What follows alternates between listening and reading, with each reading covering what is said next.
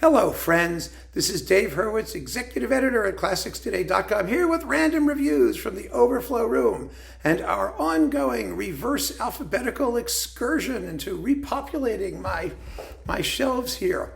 And we're in the letter T, and as you can see, we've made quite a bit of progress. I'm really proud of this. We filled up this guy. We've got that one in the back is for unsorted stuff. I mean, the cats are over there running out of room to walk around, right? Right, Mildred? Yeah, it's Mildred. And we've got, let's see, can we get a picture of Mildred? You want to see Mildred? There she is. Oh, there's Mildred. Hey, Mildred, what you doing? Yeah? You want to get down? Okay, anyway, that's Mildred. Anyway, so what have we got here? I usually do three composers, artists' works, depending on how vast the overflow is. Here I have 4 discs featuring the film music of Dimitri Tiomkin, one of the great film music composers. I really ought to have this like upstairs with my other film scores, but my film score shelf only evolved after the overflow room. So I had these a long time ago, and they're really, really cool. We've got Samuel Bronstein's The Fall of the Roman Empire. I mean, this is a serious thing. And of course, you know, these original soundtrack, this is the original motion picture soundtrack recording, which has, you know, only a fraction of the actual music that he really wrote. I think the complete score was done. I have it upstairs somewhere. I have to check. But yeah, Tiomkin was really good at sort of excessive overwriting, you know, like crazy, big, splashy things. You know, he's famous for Lost Horizon, I think was his most famous one, the original Lost Horizon, not the Burt Bacharach remake. And then we've got Spencer Tracy doing The Old Man and the Sea. A beautiful, actually rather intimate score for Tiomkin, and a wonderful piece of writing. So here's that one. It features, yeah, Spencer Tracy. It's really cool. Then we've got, The Alamo. This is one of his really big deal scores. And there's a lot of material on this particular disc. It has 23 tracks and bonus selections, and it starred John Wayne and Richard Widmark and Lawrence Harvey and Frankie Avalon, and oh boy, and there's a yummy love scene, and it's just totally cool.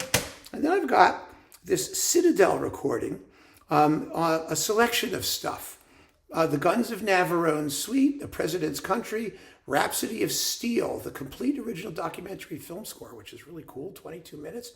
Wild as the Wind, and bits of the fall of the Roman Empire. So that's Tiomkin, a wonderful composer. We'll probably talk about some individual productions of his in the film score, you know, playlists. At some point, we have to get there. You know, we've got to do, there's so much we have to do, right? I mean, there's just so much music. I mean, I've only done, you know, like 2,800 videos so far, and it feels like just a drop in the bucket. It really does. Then we've got Tiomkin, Francis Thorne, or the THs. Francis Thorne's Piano Concerto Number 3 with Ursula Oppens. A very interesting work. I enjoyed it along with the Roger Sessions Piano Concerto, which I also liked a lot. Roger Sessions, you know, was an atonalist, and Thorne not so much. But these are bracing and interesting works.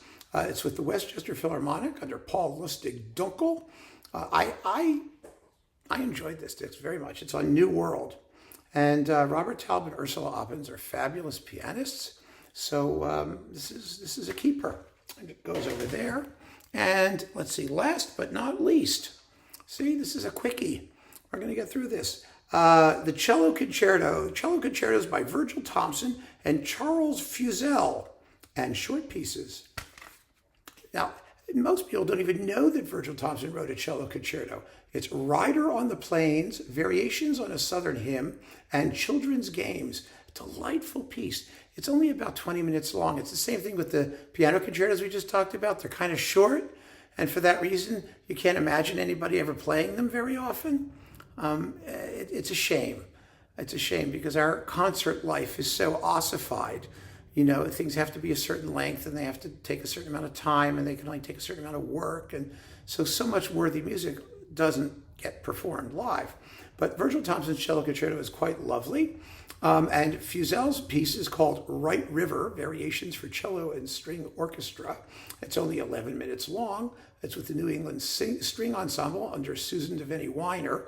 And the cello concerto is with Paul Gamble and the Nashville Chamber Orchestra. Emmanuel Feldman is the cellist.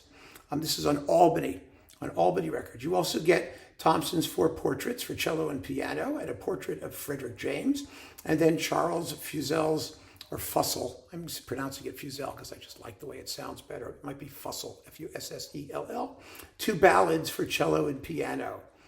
So there you go. Really kind of an interesting disc. I like the cover too. Isn't that fun? It looks Western, as well it should.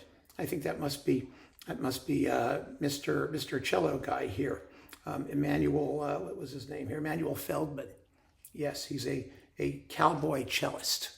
And if you are a cowboy cellist or like cowboy cello music, you're going to enjoy this Albany disc of Thomson and Fusel or Fussell or whatever his name is.